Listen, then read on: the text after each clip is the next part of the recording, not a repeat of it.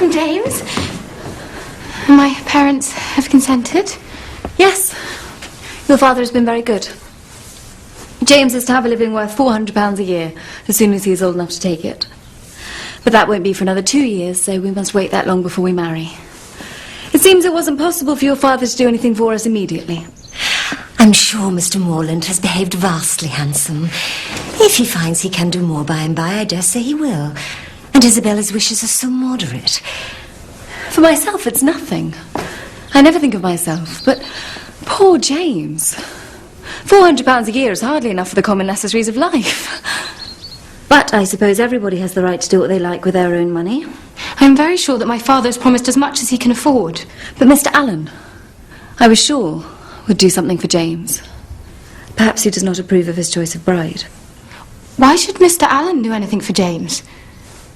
Or for any of us? It was very kind of Mr. and Mrs. Allen to bring me to Bath, but none of us has any expectations from Mr. Allen.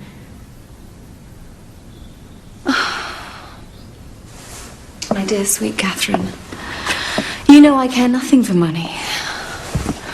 If we could only be married tomorrow, I would be happy to live on £50 a year. But that's the sting. That's why you find me so cast down. The 2 years we must wait before dear Morland can have the living. Catherine, how will I endure it?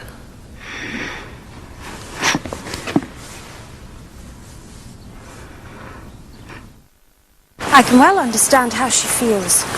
2 years is a long time. But at least she can marry the man she loves. Not everyone is so fortunate. No, I suppose not. How sad that is. Yes, it is. But how many couples marry for love?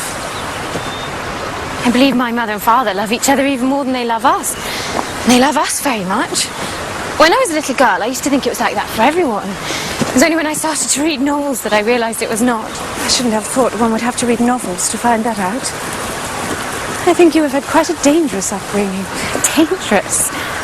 How? Well, it's as Henry says. You've been brought up to believe that everyone is as pure in heart as you are. I don't think I'm very pure in heart. Really, why? I have the most terrible dreams sometimes.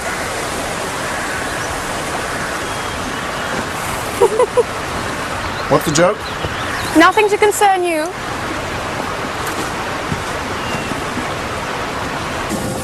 I love our walks. I think I should like to stay in Bath forever and go walking with you every day. Unfortunately, that won't be possible. Oh? Our father told us just this morning that he's determined on quitting Bath by the end of the week. Oh. Miss Morland. Capital. Excellent.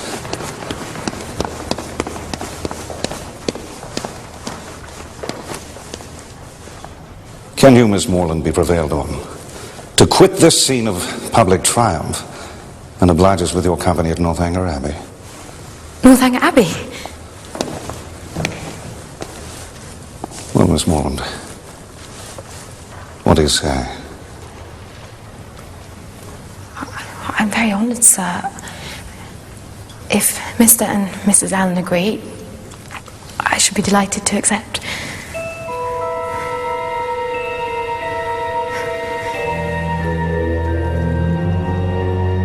Northanger Abbey? Aren't you frightened to go there on your own? I confess I am a little. Well, I dare say it'll be very thrilling for you. I do hope you don't forget me, Catherine. Or our dearest John. No, indeed. No need to be coy. I heard from him today that you and he are as good as engaged. Indeed we are not. Useless to dissemble, my dear. Your secret's out. He says in his letter, not half an hour before he left Bath, you gave him the most positive encouragement. He says he as good as made you an offer. No. No, there must be some mistake.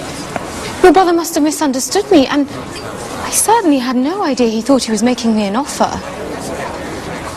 Please, undeceive him and beg his pardon. Oh. Well, I dare say we should all be allowed a little harmless flirtation.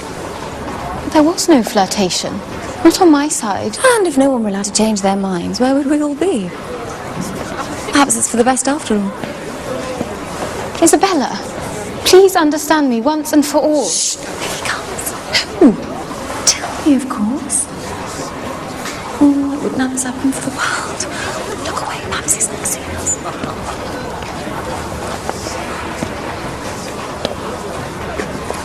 What?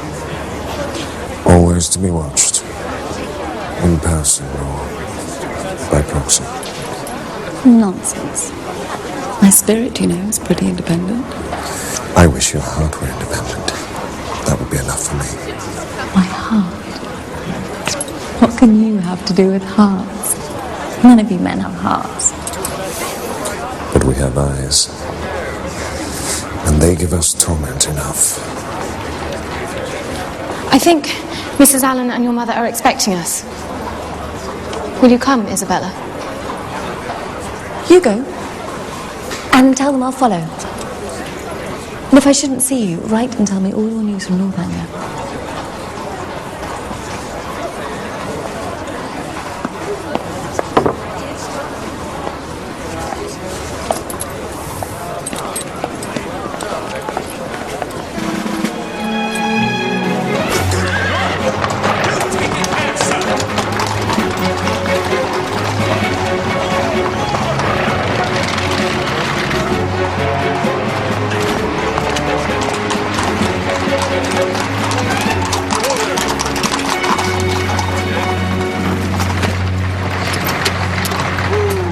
Come along now.